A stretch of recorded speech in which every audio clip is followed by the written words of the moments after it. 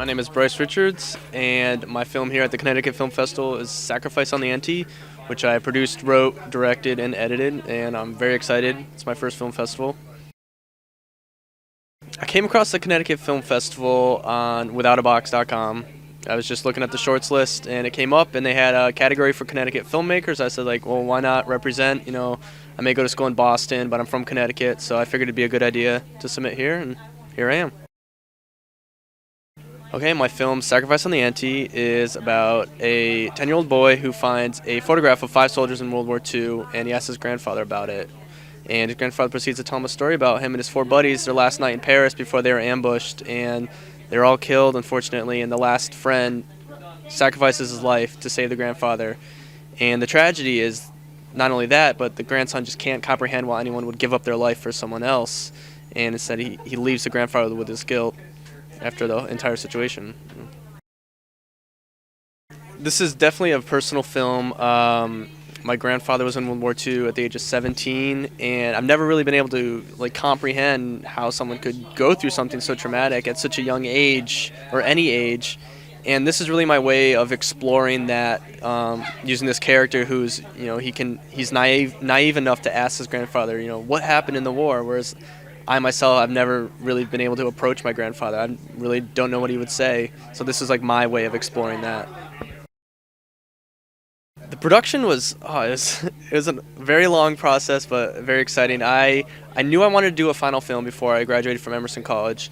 And my best friend, Dean Egan, he was going to be graduating as well. He was a cinematographer. I was like, we should team up.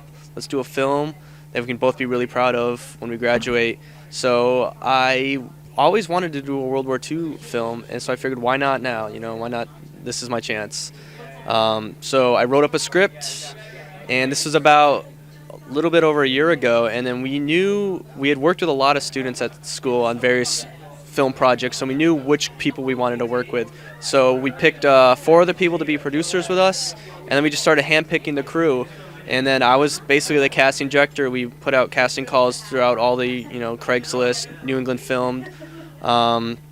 Dean worked on sets around town. He would talk to actors there, and we had a really good response. And basically, it was just getting everyone psyched up for this.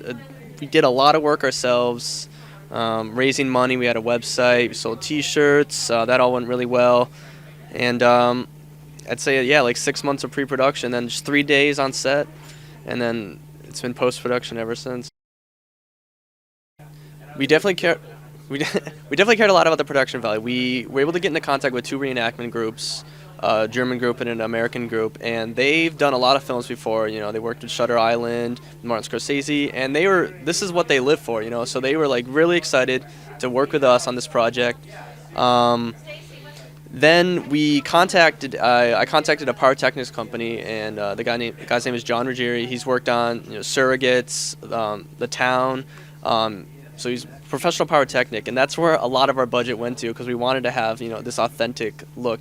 Bullets, there's actually explosions in the wall. There's supposed to be bullets coming through. So we want to look as realistic as possible. Still paying that off right now. But yeah, that's what a lot of our budget went to, is the production value and just making it look as authentic as possible.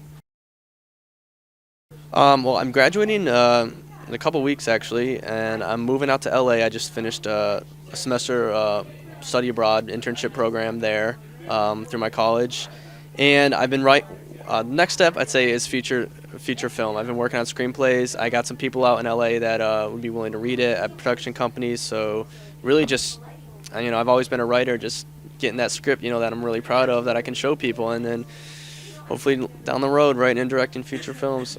That's the dream.